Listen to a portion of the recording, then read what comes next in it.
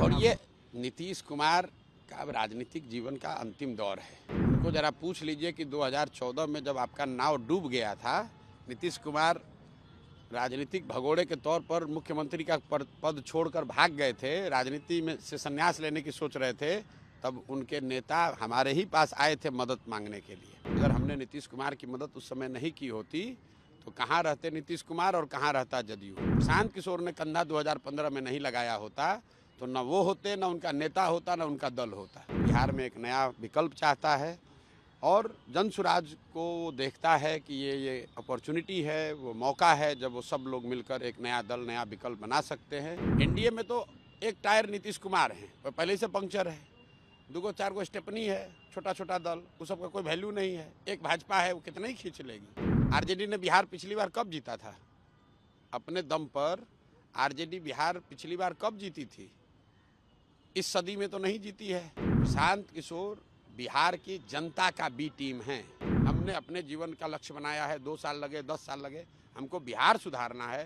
उस रास्ते में जो आएगा, राहुल आ जाए, मोदी आ जाए, लालू आ जाए, किसी को नहीं छोड़ेंगे। 2 साल में असेसमेंट ये किया कि बिहार में एक बड़ा जनमानस, करीब 70% लोग, चाहे वो राजद के समर्थक हैं, जदयू के समर्थक हैं, भाजपा के समर्थक हैं या किसी दूसरे दल विचारधारा से जुड़े हुए हैं, हर व्यक्ति बिहार में बदलाव चाहता है, बिहार में एक नया विकल्प चाहता है और जनसुराज को देखता है कि ये अपॉर्चुनिटी है, वो मौका है जब वो सब लोग मिलकर एक नया दल, नया विकल्प बना सकते हैं, ताकि 15, 20, 30 वर्षों से जो राजनीतिक बंधुआ मजदूरी है, जिसमें दल काम न करने के बाद भी, गलती करने के बाद भी, जनता का शोषण करने के बाद भी सिर्फ लालू के डर से भाजपा और भाजपा के डर से लालू के आधार पर वोट लेते रहे हैं, लोग उससे, उस राजनीतिक बंधुआ मजदूरी से मुक्ति पाने के लिए तैयार बैठे हैं और जनसुराज में उनको वो विकल्प, वो अपॉर्चुनिटी, वो मौका दिख रहा है। इसलिए आप देख रहे हैं कि हजारों की संख्या में हर दिन, प्रतिदिन लोग इसमें जुड़ते जा रहे हैं। नीतीश कुमार के खिलाफ आप कह रहे हैं, नीतीश कुमार की पार्टी भी आप पर सवाल खड़े कर रही है कि आपके पास पैसा कहाँ से आ रहा है, आप कैसे चुनाव अब छोड़िए, नीतीश कुमार का अब राजनीतिक जीवन का अंतिम दौर है। जो लोग सवाल खड़ा कर रहे हैं उस पर तो हम रोज़ जवाब दे रहे हैं, आपको भी देंगे। उनको ज़रा पूछ लीजिए कि 2014 में जब आपका नाव डूब गया था, नीतीश कुमार राजनीतिक भगोड़े के तौर पर मुख्यमंत्री का पद छोड़कर भाग गए थे, राजनीति में से संन्यास लेने की सोच रहे थे, तब उनके नेता हमारे ही पास आए थे मदद मांगने के लिए। और अगर हमने नीतीश कुमार की मदद उस समय नहीं की होती तो कहाँ रहते नीतीश कुमार और कहाँ रहता जदयू। इसलिए आदमी को गीता में कहा गया है, कृतज्ञ नहीं होना चाहिए, कृतज्ञता से बड़ा कोई अपराध नहीं है। तो नीतीश कुमार और जदयू के लोग कम से कम, दूसरे दलों की छोड़ दीजिए, इन लोगों को कृतज्ञ नहीं होना चाहिए, क्योंकि अगर प्रशांत किशोर ने कंधा 2015 में नहीं लगाया होता तो न वो होते, न उनका नेता होता, न उनका दल होता।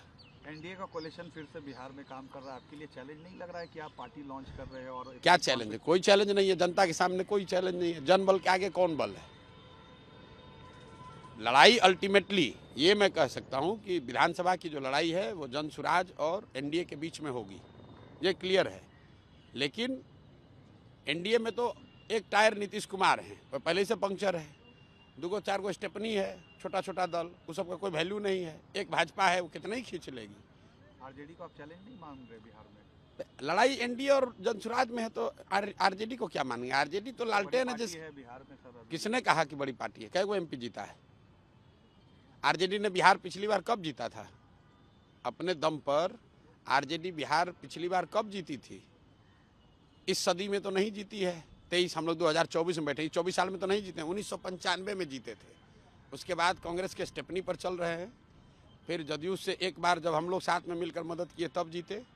आरजेडी बहुत बड़ा दल है। कौन सा बड़ा दल है? 22 को सीट आया था 2010 में, और पिछली बार जो उनको सीट आया है विधानसभा में, वो चिराग पासवान अगर खड़े नहीं होते तो फिर उनको वही 30-32 सीट आता। और सबसे बड़ी बात है कि जो आरजेडी का जो सपोर्ट है वो क्या है? वो मुसलमानों का वोट है। और सबसे ज़्यादा उन्होंने ठगा डराया किसको है? मुसलमानों को ठगा है, डराया है, मुसलमानों को परेशान बदहाल बनाया है। तो जब आपके किरासन, लालटेन में से किरासन तेल निकल जाएगा तो लालटेन कितना देर जलेगा? नहीं जलेगा। तो आरजेडी का जो किरासन तेल है, आरजेडी के लालटेन का, वो है मुसलमान।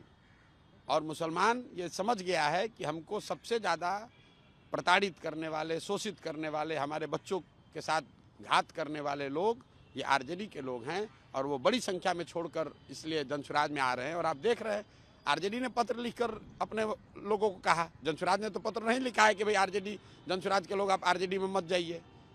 बी टीम होने का आप पर आरोप लगता है बीजेपी के। अरे भाई, आरोप लगाने वाले लोग जो हैं ये दो साल पहले करते, कौन है प्रशांत किशोर? चलिए बी टीम मान रहा है ना, अभी थोड़े दिन में ए टीम मानेगा, फिर पता है उसको चलेगा कि अब कोई टीमें नहीं बचा उसका।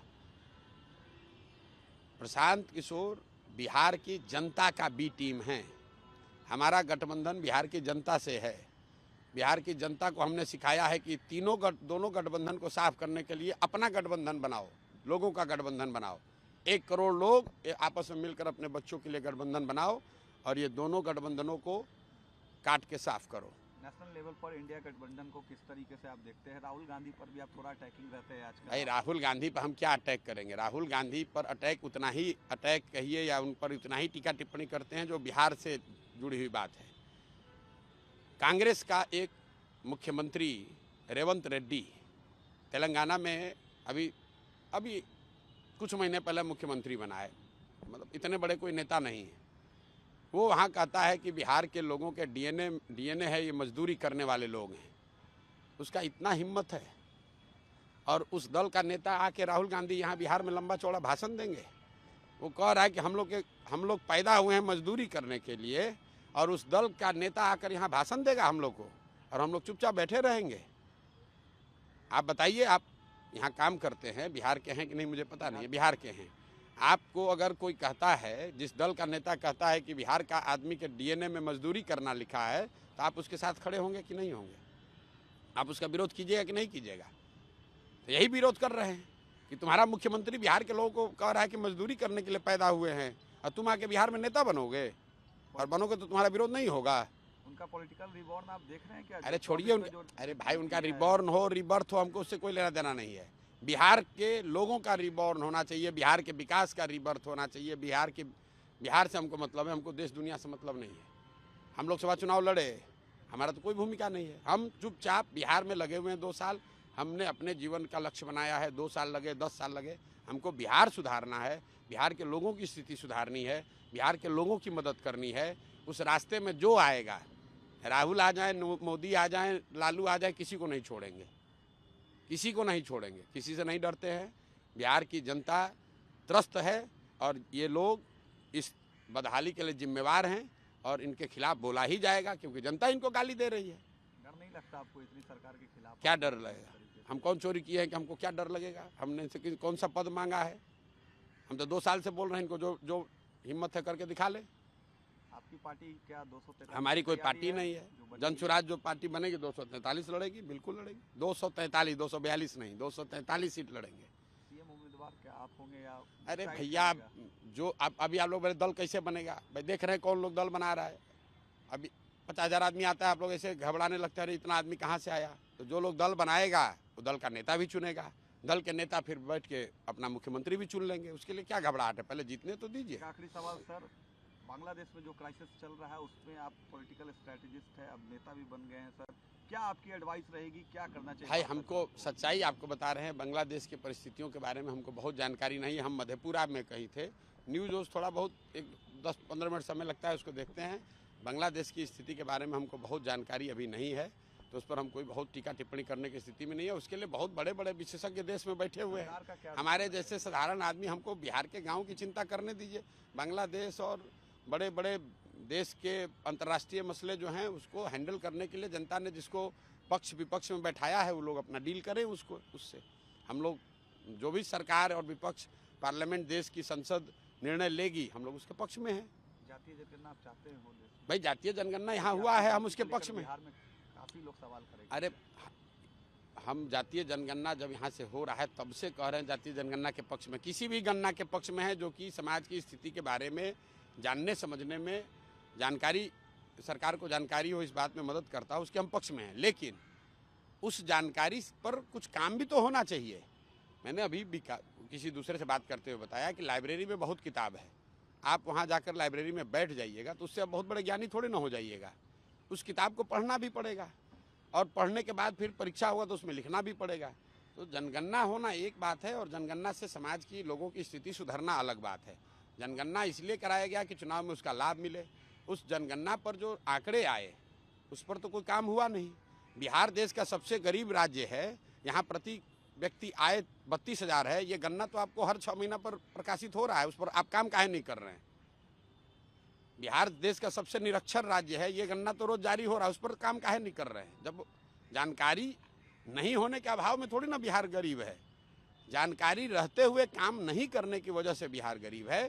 तो जनगणना to that extent is valid कि भाई जनगणना होनी चाहिए, लेकिन जनगणना होने के बाद जो उसकी फाइंडिंग है उस पर काम भी तो होना चाहिए।